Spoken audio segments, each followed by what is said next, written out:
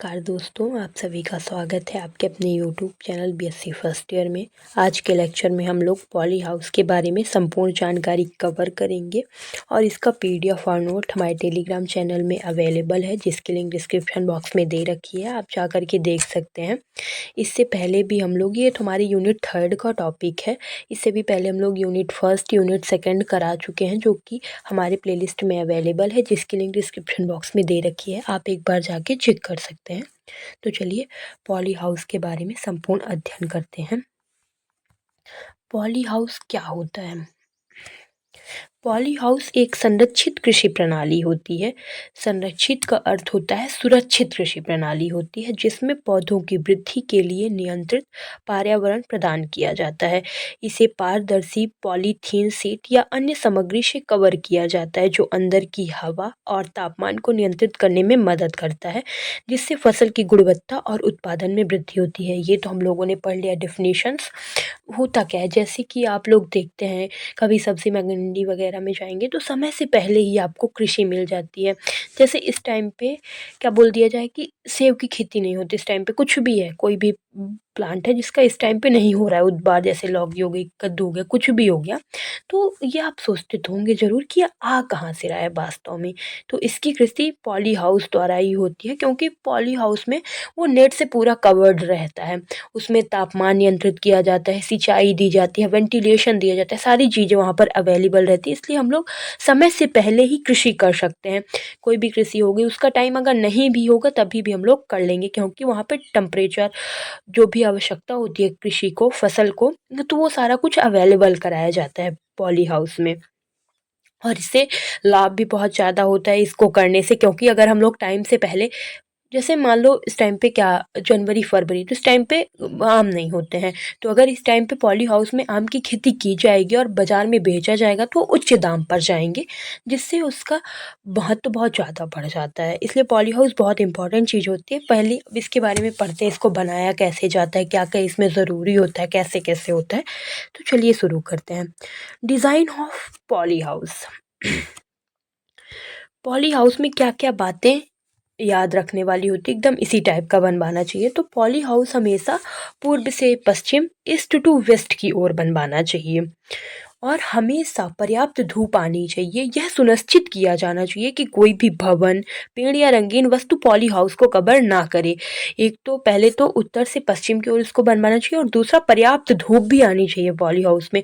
ऐसा नहीं कि कुछ कपड़े ऊपर डाल रखे हो या कोई भवन की छांव आ रही हो तो पॉली हाउस में ना आनी चाहिए वो।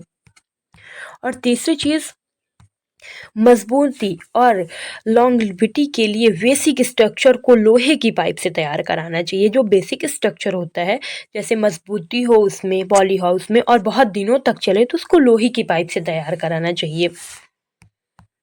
चौथा पॉइंट है,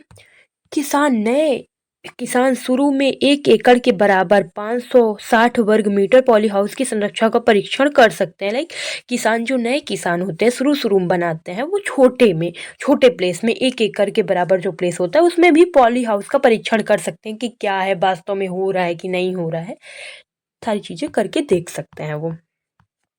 फिर पचमा आता है, निर्माण को कवर करने के लिए अल्ट्रावायलेट पॉलीथीन से बनी पारदर्शी शीट का उपयोग करना चाहिए। और छठवां, सभी स्थायी भवन, कवरिंग, कैडलिंग, कूलिंग, हीटिंग उपकरण, सोलर पैनल, पानी की पाइप और अन्य निश्चित विविध प्रकार के उपकरणों के निर्माण की संरचना में सुनिश्चित किया जाना चाहिए। तभी तो वहाँ का टेम्परेचर ठीक रहेगा, वहाँ टाइम टाइम से पानी मिलेगा, कृषि होगी, तो ये सारी चीज़ें वहाँ पर अवेलेबल ही होनी चाहिए। और सातवां, भवन का छत श्रमिकों को समर्थन देने के लिए पर्याप्त मजबूत होना चाहिए। भवन का जो भी सीट बनेगी ऊपर वाली, वहाँ पर अगर श्रमिकों को कोई कार्य करना चाहिए तो मजबूत भी होनी चाहिए। सौर ऊर्जा से चलने वाले उपकरण सर्दियों में तापमान को स्थिर रखते हैं, और वहाँ पर सौर ऊर्जा सोलर पैनल सिस्टम भी करवाना चाहिए, क्योंकि सर्दियों में जब तापमान कम रहता है तो वहाँ पर तापमान को भी वो बना करके रखते हैं, सौर ऊर्जा से चलने वाले उपकरण। इसके अतिरिक्त कुछ हाथ से भी काम किए जा सकते हैं, कुछ कुछ काम हाथ से भी किए जा सकते हैं पॉली हाउस में, जैसे कि ऊपरी दीवार को जूट के कपड़ों उत्तरी दीवार को जूट के कपड़ों से ढकना और पूरे पूरे हाउस को रात को जूट के कपड़ों से। दिन के टाइम में तो उत्तरी दीवार बस को जूट के हाउस के ढक लेना चाहिए, लेकिन रात का टाइम जैसे ही आता है तो पूरे पॉली हाउस को जूट के कपड़े से ढक देना चाहिए। फिर 10वां, अंदर के तापमान को कम करने के लिए एक यह तरीका है कि बहते पानी का स्प्रे किया जाना चाहिए। ये भी एक सिस्टम लगा होता है पॉली हाउस में, जो कि बहते हुए पानी का फसलों में स्प्रे करता है, जिससे वहाँ का तापमान नियंत्रित रहता है। फिर पॉली हाउस का आकार क्या होता है? पॉली हाउस एक बड़ी संरचना है, जितना बड़ा या खलिहान जितना छोटा हो सकता है। आप पॉली हाउस को अपने हिसाब से बनवा सकते हैं, जिस टाइप को आपकी आवश्यकता है, जिस प्रकार का आपके पास भूमि उपलब्ध है। या तो बहुत बड़ा बनवा सकते हैं या तो बहुत छोटा भी बनवा सकते हैं। आवश्यकताओं और इसे बनाने के लिए उपलब्ध संसाधनों पर निर्भर करता है मुख्यतः।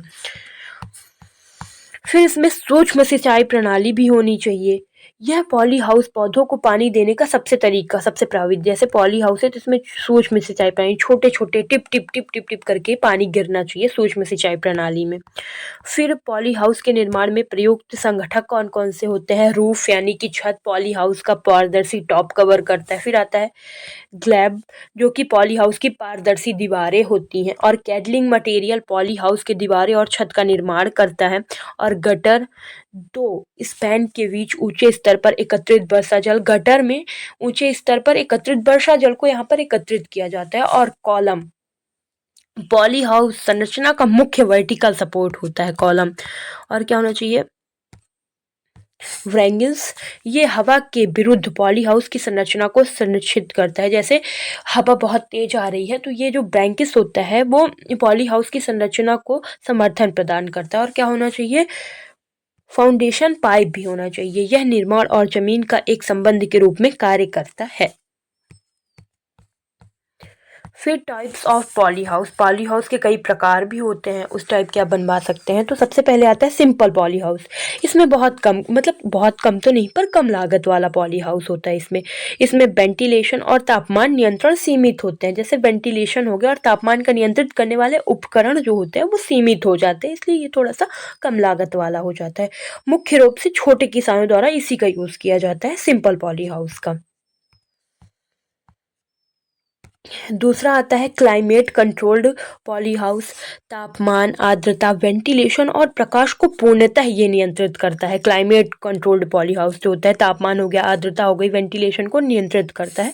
और यह उच्च लागत पर भी होता है, आधारित।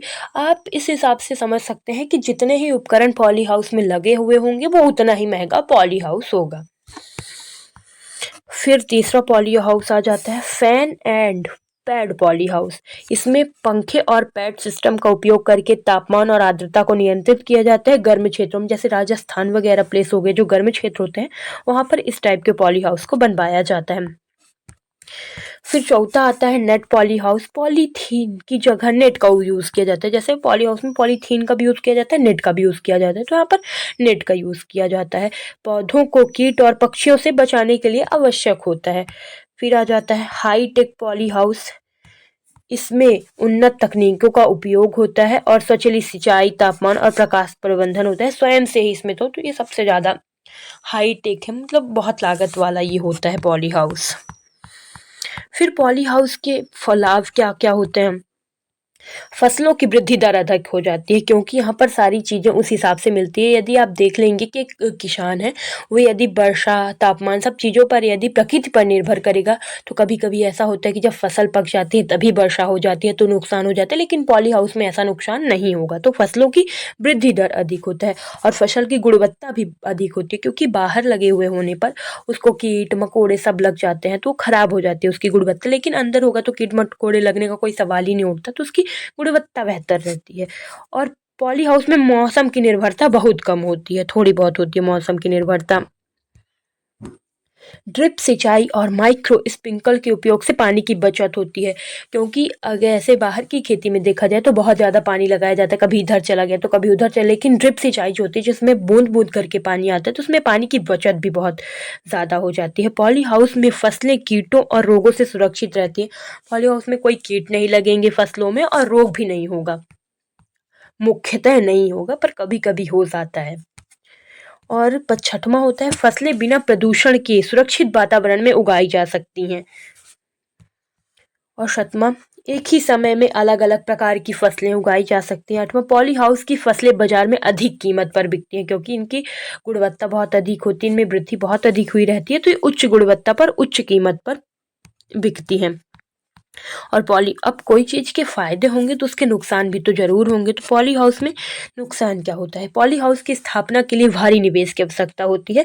आप एक बार चाहे सिंपल पॉली हाउस का निर्माण कराएं तो उसमें भी आपको बहुत सारे निवेश, बहुत सारे पैसे की आवश्यकता होगी, तभी आप पॉली हाउस का निर्माण करा सकते हैं। और पॉली हाउस का नियमित रख रखाव भी करना पड़ेगा। और तीसरा है उपकरणों के लिए बिजली की आवश्यकता होगी। ये सारे उपकरण जो लगे हुए होते हैं वो बिजली से चलते हैं, तो बिजली की भी आवश्यकता होगी। और रोग फैलने पर पूरे पॉली हाउस की फसल प्रभावित होगी। जैसे कोई रोग फैल गया तो पूरे पॉली हाउस की फसल प्रभावित होगी, एक दो नहीं, पूरा पॉली हाउस ही प्रभावित होगा और बहुत घाटा हो जाता है। तो यहाँ तक आज पॉली हाउस का टॉपिक क्लियर हो जाता है। और इसके नेक्स्ट लेक्चर में हम लोग ड्रिप और ट्रिंकल इरिगेशन यानी कि छिड़काव कृषि के बारे में अध्ययन करेंगे, छिड़काव सिंचाई प्रणाली वाली कृषि के बारे में अध्ययन करेंगे। तो thank you for watching, please like